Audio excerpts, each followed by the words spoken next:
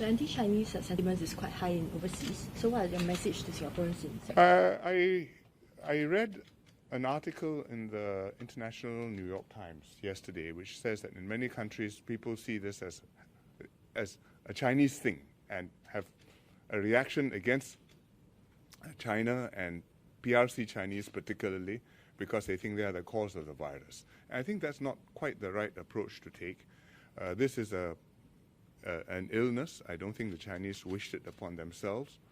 They are trying very hard to fight it, and I think we should work with them to help make sure this is not a global problem.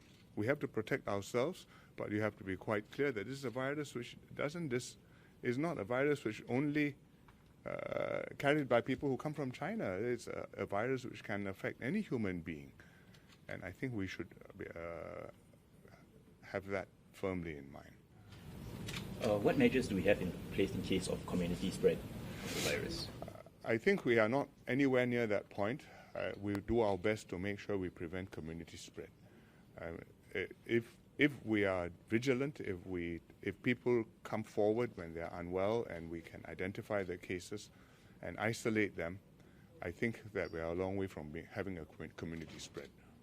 But I would also say that this is a virus which is, it has similarities to SARS, it's related to the SARS virus, but it behaves differently from the SARS virus. It's probably more infectious. It's possibly infectious earlier, even before people have symptoms.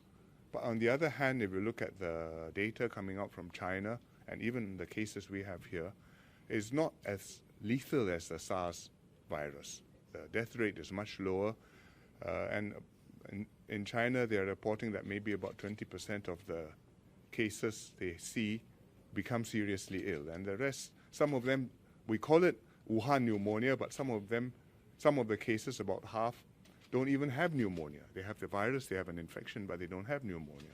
So it's an illness which we are still trying to get the shape of.